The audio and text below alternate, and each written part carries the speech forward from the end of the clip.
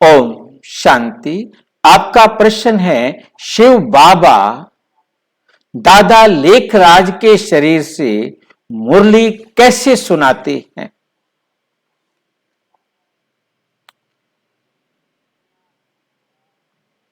इसमें हमें सबसे पहली बात यह समझनी है कि परम आत्मा क्या है, कैसा है।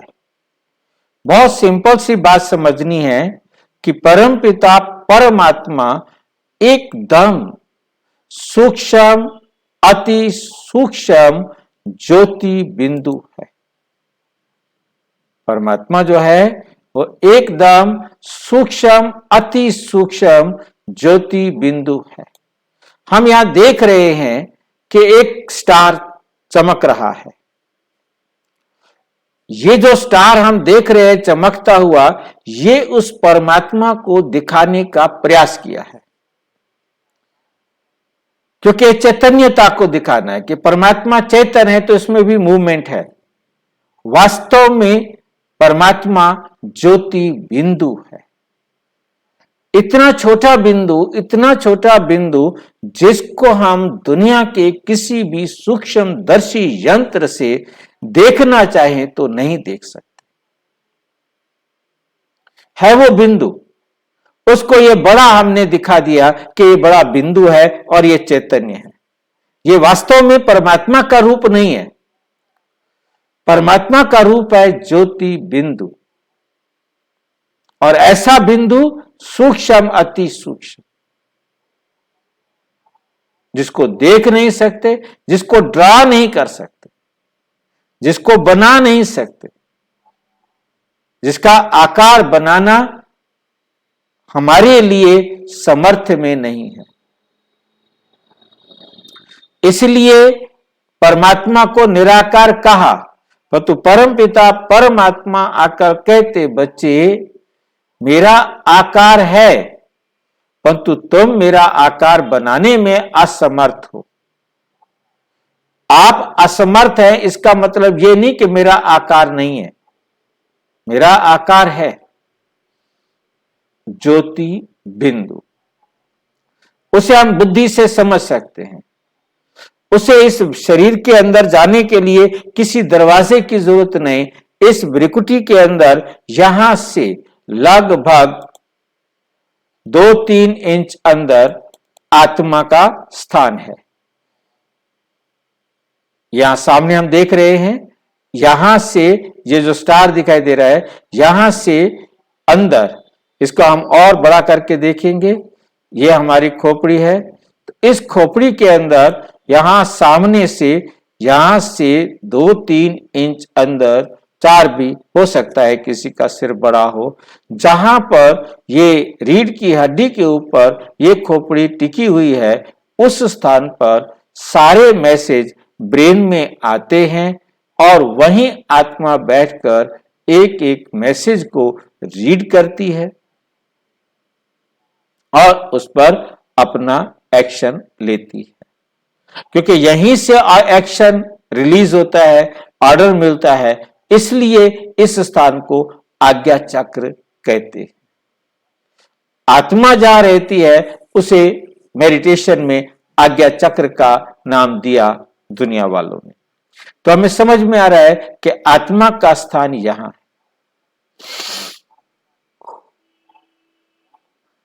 तो परमात्मा भी उस आत्मा की बाजू में आकर बैठते हैं। परमात्मा कहते, बच्चे मैं इस आत्मा के बाजू में आकर बैठता हूं और इसके मुख से ज्ञान सुनाता हूं।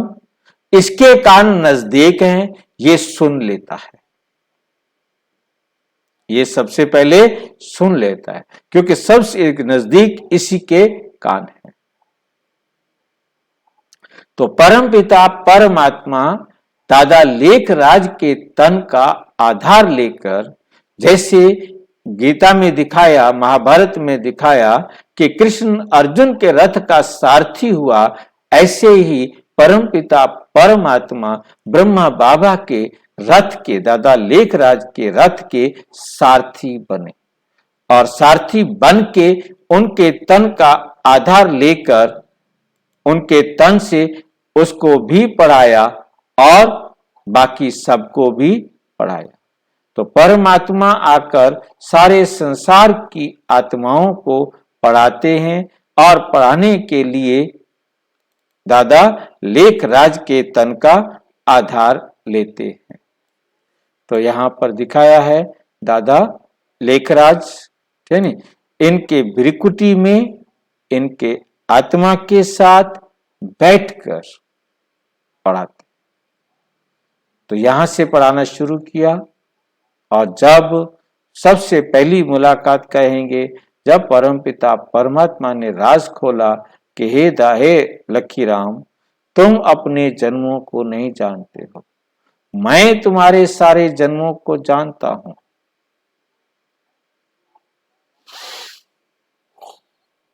आप सतयुग में लक्ष्मी नारायण थी, जन्म लेते लेते पतित हो गए हो, अब मैं आकर तुम्हें पुनः पतित से पावन बनने की विधि सिखाता हूं। आओ और आकर अपना तन मन और धन मुझे दे दो। तो दादा लेखराज ने अपना तन मन और धन बाबा को दे दिया। फिर बाबा ने उनके तन का आधार लेकर सारा ज्ञान सुनाया, सर्व के कल्याण का वंडरफुल पाठ बजाया। जब ब्रह्मा बाबा तबीयत ठीक नहीं होती थी और वे मुरली बोल पाने में, क्योंकि उनको दमा रहता था, पढ़ सकने में असमर्थ लगते थे, तो परमपिता परमात्मा इनके तन का आधार लेकर मुरली लिखवाते थे इनसे, और फिर कोई बहन या भाई पढ़ के सुनाते थे। इस प्रकार से परमात्मा आके पढ़ाते, ये भी पढ़ता है और बाकी सब भी पढ़ते।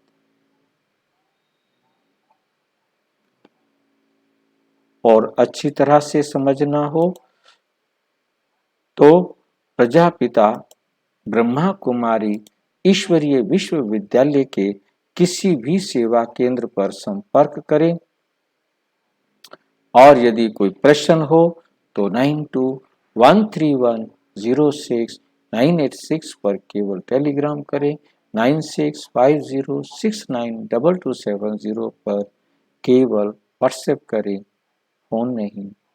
ओम शांति।